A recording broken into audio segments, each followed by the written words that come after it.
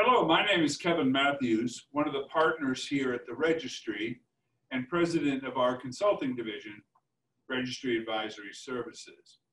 And today it's my distinct pleasure to welcome Dr. Barbara Lyman as we discuss the concept and advantages of providing interim leadership in higher education. Barbara is currently the Registry Interim Provost at the State University of New York, New Paltz, and a treasured representative of our membership. Hello, Barbara. Hello, Kevin. How are you? I'm doing well, and how are you today? Doing very well, thank you. Good, good. So, Barbara, first, I thought maybe you could give us a quick review of your background and why you decided to join the Registry as a member nearly 2 years ago. Very good, Kevin. Well, I would be happy to do that, because the Registry, in my mind and in the experience of many colleagues that I know, has turned out to be an extremely rewarding association. And so I can tell you that I have served in higher education at a number of public comprehensive universities. I came up through the ranks as a faculty member at such an institution, and then ultimately became part of academic leadership at those institutions. And so having served approximately 25 years in academic leadership positions in master's public comprehensive institutions, I reached a point in my career where I wanted to think about the possibility of using my time differently and continuing to serve, but not necessarily with the promise or the understanding that I would be at a particular institution for an intended long period of time.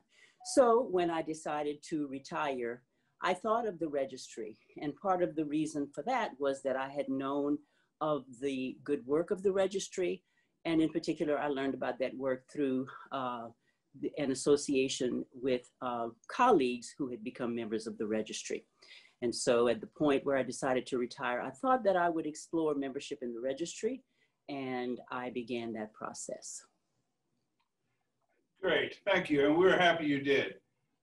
So tell me a little bit about your perspective on the vetting process, the application process and the background process. Okay, and so part of the process, or the purpose of the process of becoming or seeking membership in the Registry is in fact to be vetted, because it's important to have one's background reviewed to be in a good position to judge the possibilities for association of a person with my background with different opportunities at different institutions that may be at a point of experiencing a leadership transition.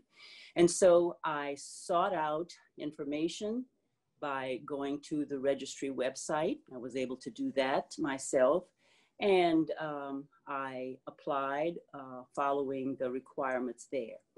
And following that submission of my materials, not entirely unlike submitting materials when one is in an active search for a particular position at an institution of higher education, then I went through that process and ultimately was happy to be granted membership in the Registry. I did that, and then I had a chance in the process to, express my idea of what kind of institution I felt would be a good match. And since I had spent so much of my career, both as a faculty member, in fact, the large majority of my career at Master's Public Comprehensive Institutions, that is the kind of institution that I was hoping to have opportunities to serve at.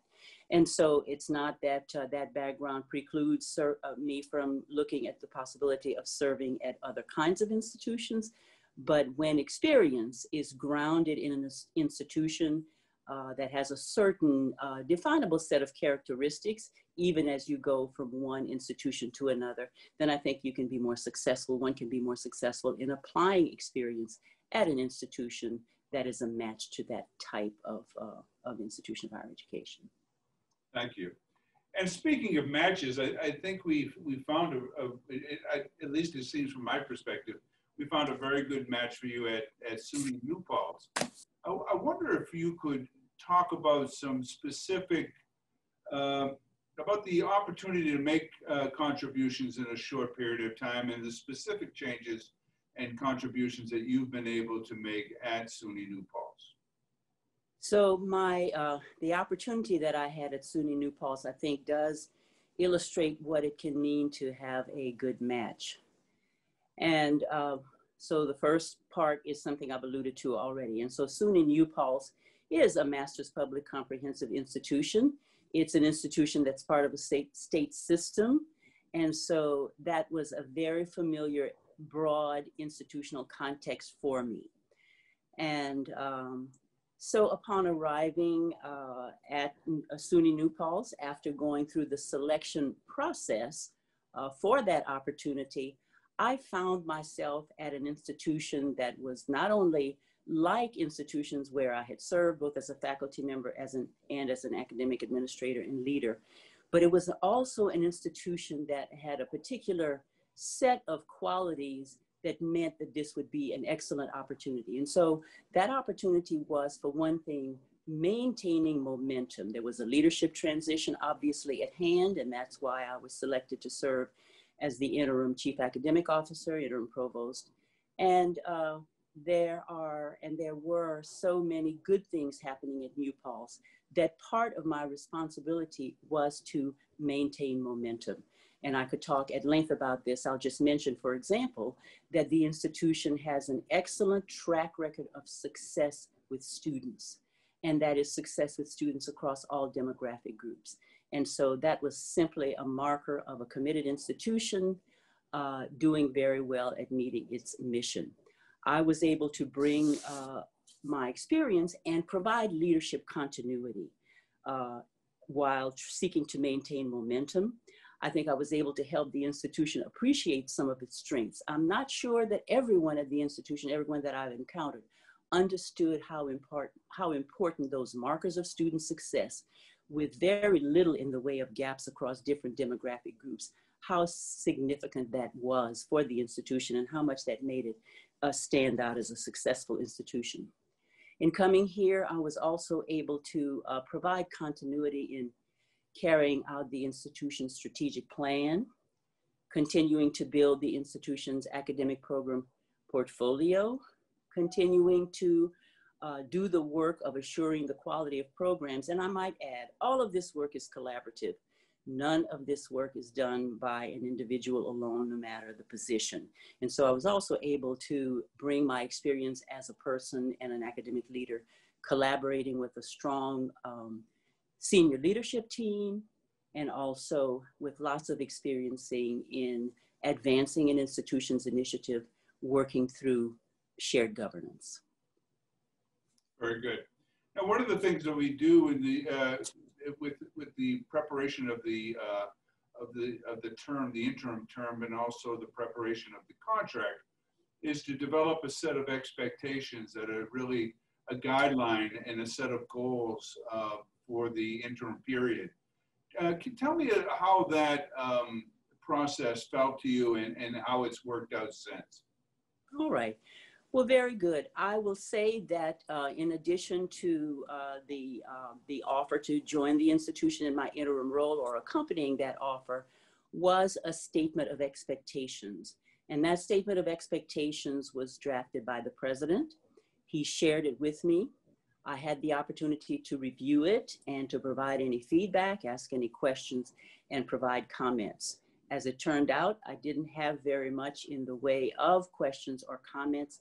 I felt it to be a strong, well-articulated, and fairly concrete set of objectives for the role I would have and the work that I would do here at the institution.